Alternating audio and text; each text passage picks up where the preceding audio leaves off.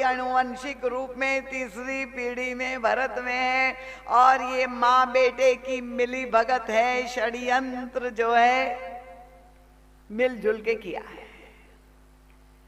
और इसलिए सब लोग अब प्रतीक्षा कर रहे थे, भरत जी महाराज का आगमन हो रहा है और उनके व्यवहार की समीक्षा बड़ी सूक्ष्म दृष्टि से। कुछ लोग ऐसे थे वे उदास थे, तटस्थ, हम अभी तक कोई निर्णय नहीं करेंगे, देखा जाए आगे चल करके क्या होता है, भरत अपराधी है कि नहीं, मिली भगत है कि नहीं। अब बेनिफिट ऑफ डाउट जो है हम भरत जी को देते हैं, हम कुछ नहीं निष्कर्ष करते। और कुछ लोग ऐसे थे जो ये सुन भी नहीं सकते थे कि भरत जी के द्वारा यह अनर्थ हो सकता है। इसलिए गोस्वामी जी ने कहा, जहां कोई संदेह संशय व्यक्त करता था तो तुरंत कान मूद करी रद्द गही जीहा, कान को बंद करके जिह्वा को दबा देते कि हम ऐसा अनिष्ट सुन भी नहीं सकते, सुनना भी बहुत बड़ा पाप है। तीनों प्रकार के लोग समाज में और भरत जी महाराज के व्यवहार की समीक्षा कर रहे। भरत जी महाराज रथारूढ़ होकर के आए, निरंतर प्रभु का स्मरण करते हुए, अंतर हृदय में आशंकाएं भरी हुई, अयोध्या के वातावरण में अशांति। और तब उनका रथ कहां पर गया? सीधे महारानी कैकेयी के महल के अंदर प्रवेश किया। अब आप देखिए, वो दूरबीन लेकर सब लोग देख रहे थे और वो तो उतावले थे प्रमाणित करने के लिए, जिनके मन में संशय था कि देखिए इससे बड़ा प्रमाण मिल गया। भरत जी महाराज 14 वर्ष बाद ननिहाल से लौट रहे हैं। सबसे पहले कहां जाना चाहिए था? उनका कर्तव्य था, सबसे बड़ी ज्येष्ठ राजमाता तो कौशल्या अम्बा है और उनके महल में जाना चाहिए था। वहां न जा करके महारानी कैकेयी के महल में पहले प्रवेश कर रहे हैं। इसके पीछे मूल वृत्ति मेरी मां कैकेयी है और इसलिए भरत जी महाराज कैकेयी के महल में गए। पर भरत जी महाराज कैकेयी के महल में क्यों गए? उनका चरित्र इतना गंभीर है कि उनके बहिरंग आचरण से समझ पाना इतना सरल नहीं है। अथाह समुद्र जैसा। ये तो गोस्वामी तुलसीदास जी ने तो इतना ही लिखा, पर क्यों गए भरत जी महारानी कैकेयी के महल में, ये तो हमें समझाने के लिए गोस्वामी तुलसीदास जी के बाद पुनः युग तुलसी को अवतार लेना पड़ा और तब उन्होंने इसी मानस की परिधि में रह करके भरत जी महाराज के मनोभाव को परम पूज्य महाराज ने पढ़ लिया। कैसे पढ़ लिया? क्या इसीलिए गए थे कि नहीं मेरी मां, शरीर की मां महारानी कह गए? अब वहां तो तैयारियां हो गई थी। दो ही प्रसन्न थे, मैंने कहा अयोध्या के पूरी राज्य में या तो महारानी कैकेयी या वो दुष्ट मंथरा, और स्वागत के लिए तैयार सोने का थाल सजाकर। और मंथरा तो ऐसी ठुमक रही थी, पूरी साज सज्जा, क्योंकि सफलता मिल गई षड्यंत्र में वो पूरी तरह से। और महारानी कैकेयी इतनी प्रसन्न, मेरा बेटा, भले सारा समाज गाली दे रहा है, अपमानित कर रहा है, अनादर कर रहा है, पर महारानी कैकेयी की ममता के अतिरेक में इतनी परिवर्तित हो गई थी कि उन्हें कहा, अरे बोलने दीजिए जो बोल रहे हैं, पर एक बार मेरा बेटा जब राजा बनेगा, मैं राजमाता बन जाऊंगी, तब यही प्रजा, यही लोग जो आज मुझे अपशब्द कह रहे, वो ही सब मुझे आकर के पूजेंगे। भाई सत्ता के साथ तो समाज होता है। हर 5 वर्ष हम देखते हैं जो सरकार होती है, अगर मुख्यमंत्री भूतपूर्व हो गए और नए मुख्यमंत्री आ गए तो सारी भीड़ बधाई देने के लिए वहां पहुंच जाते, और पुराने मुख्यमंत्री का बंगला भूत बंगला बन जाता। तो समाज तो सत्ता के साथ, ये समाज का स्वभाव है। महारानी कैकेयी ने भी यही अपने आप को आश्वासन दिया कि भले हमें तिरस्कार की दृष्टि से समाज देख रहा है, पर बस एक बार मेरा बेटा राजा बन जाए। और थाली लिए हुए भरत जी महाराज जब सामने आए, महारानी कैकेयी आरती उतारने लगी अपने पुत्र की। कुशल क्षेम का प्रश्न हुआ, पर क्या भरत जी महाराज की दृष्टि की ओर अब गोस्वामी तुलसीदास जी का कैमरा चला गया? क्या देख रहे हैं? क्या उनके मुखमंडल पर मनोभाव आ रहे हैं? क्या बड़े प्रसन्न हो रहे? चलो माता श्री हम लोगों को विजय श्री मिल गई और माँ मेरा स्वागत कर रही, उल्लसित हो रहे। 14 वर्ष बाद बेटे और माँ का मिलन हो रहा है। भरत जी महाराज की आंखें व्याकुलता भरी है और ऐसी चंचल होकर के खोज रही है चारों तरफ। कोई प्रसन्नता नहीं, ऐसी अकुलाहट। और तब भरत जी महाराज के हृदय में जो व्याकुलता थी वह वाणी के द्वारा, शब्दों के द्वारा प्रकट हो गई और उन्होंने पूछ दिया, मां कहूं कहां तात, कहां सब माता, कह प्रिय राम लखन दो भ्राता। हे महारानी बताओ कहां है पिताश्री, कहां मेरी माताएं, कहां मेरे प्रिय भ्राता, क्यों कोई दिखाई नहीं दे? परम पूज्य महाराज श्री ने कहा, सूत्र मिल गया। भरत जी क्यों आए थे महारानी कैकेयी के महल में? क्योंकि वे अपने राम, अपने प्रिय भ्राता का स्वभाव जानते थे। भगवान श्री राम ने आजीवन उनकी लीला में जो दिखाई देता है, अधिकांश समय महारानी कैकेयी के महल में ही व्यतीत करते थे।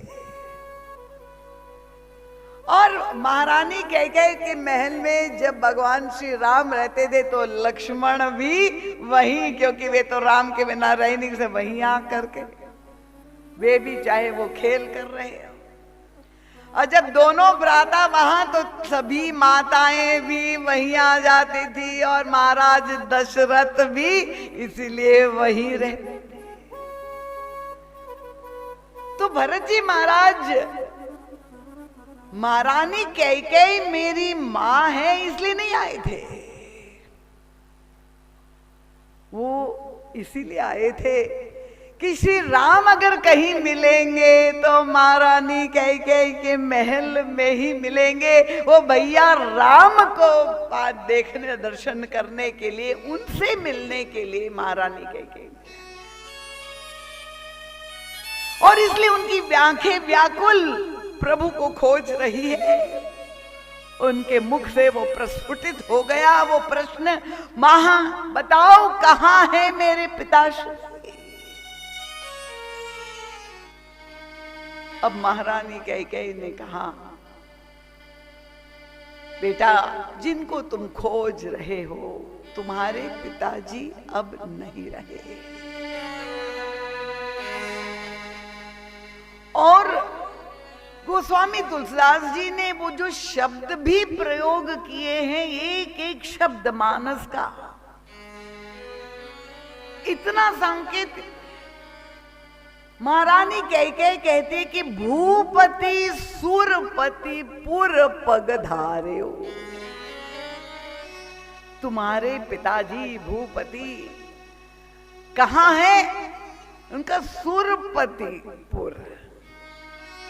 उनके परम मित्र है इंद्र। दशरथ जी ने जो देवासुर संग्राम में इंद्र के कारण ही वहां नेतृत्व किया था। और स्वर्ग लोक भोग भूमि जहां सारे विपुल मात्रा में सुख उपलब्ध है। तो महारानी कैकेयी का कटाक्ष क्या है कि बेटा दुख करने की बात नहीं है। तुम्हारे पिताश्री सुरपति अपने मित्र के यहाँ स्वर्ग में परम सुखों को भोगने के लिए चले गए। देखिए व्याख्या। जहां अन्य माताएं इतनी दुखी है, विधुरपन प्राप्त हुआ है, यहां महारानी कैकेयी महाराज दशरथ की मृत्यु को कैसे परिभाषित करती है, कैसी दृष्टि बदल गई। भूपति सुरपति पुर पग धार्यो। और भरत जी महाराज को सदमा लगा। पिताश्री की मृत्यु सुन करके और तात तात कही तात पुकारी परे भूमि तल। भरत जी महाराज रुदन करने लगे, चीख करके रोने लगे। पिताश्री आप चलते समय कम से कम मेरा हाथ आपने भैया रामभद्र के हाथ में नहीं सौंपा, इसके पहले आप चले गए। तुम्हें विदीर्ण हो गया हृदय। थोड़ी देर में विलाप करते हुए भरत जी महाराज का ध्यान गया और अपने को धैर्य देते हुए महारानी कैकेयी से दूसरा प्रश्न पूछा। कहूं पितु मरण हेतु महातारी। मेरे पिताश्री की मृत्यु का कारण क्या हुआ माता?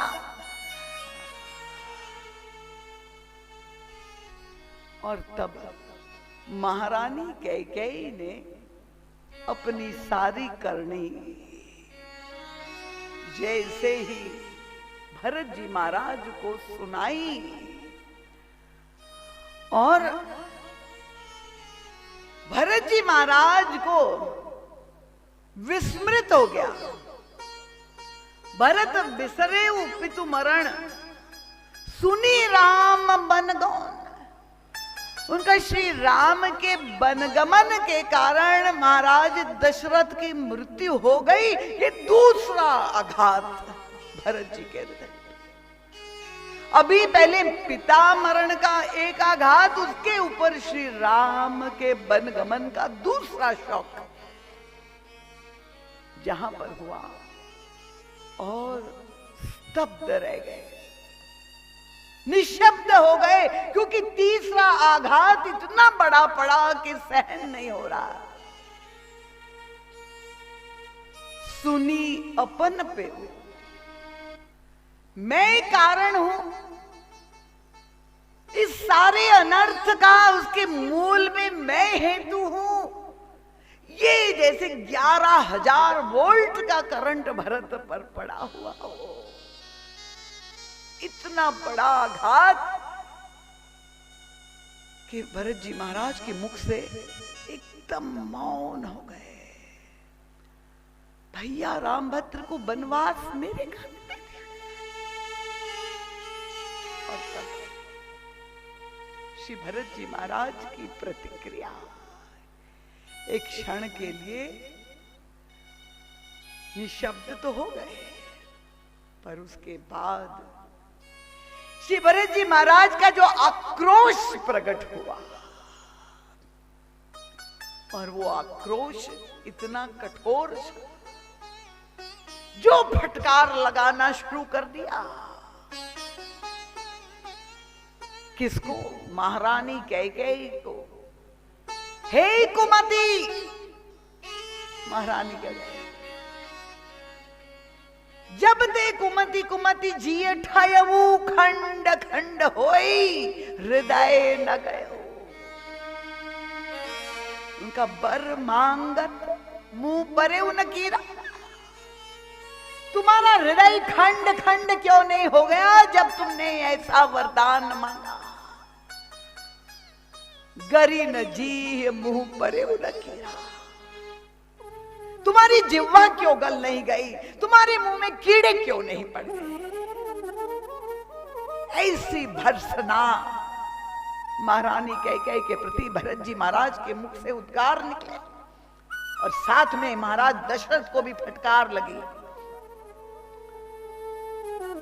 उनका भूपति तोर प्रतीति किम की, उनका मरण काल विधि मति हरि। महाराज दशरथ की भी वृत्ति अंतिम समय भ्रष्ट हो गई थी, तुम पर उसने विश्वास कर लिया। ये श्री भरत जी महाराज के मुंह से इतने कठोर वाक्य। परम पूज्य महाराज श्री कहते हैं, देखिए, क्योंकि आजकल के नवयुवक जिसने गुरु को ही, गूगल को ही अपना गुरु मान लिया है, और गूगल बाबा जो ही समझाए वो ही समझते हैं, और वाणी स्वतंत्रता का युग है, तो आक्षेप क्या ये उचित है? आप उनको संत कह रहे, सदगुरु कह रहे, और ऐसी भाषा, ये तो जो प्राकृत हर घर में पिता पुत्र के बीच में इस तरह की कठोरता युक्त भाषा भरत जी महाराज को क्या शोभा देती है? पर भरत जी महाराज के हृदय के भाव, उनके विवेक पूर्ण निर्णय को समझने के लिए हमें युग तुलसी परम पूज्य गुरुदेव की दृष्टि की आवश्यकता है। परम पूज्य महाराज श्री कहते हैं कि भरत जी महाराज जब महारानी कैकेयी के महल में जाते हैं, उनका ये व्यवहार, जो संस्कार देह के नाते संबंध नहीं, मैंने कहा शरीर का आधार बनाकर संबंध रखेंगे तो निश्चित रूप से आपके जीवन में समस्या आएगी। और ये रघुकुल की जो परंपरा है,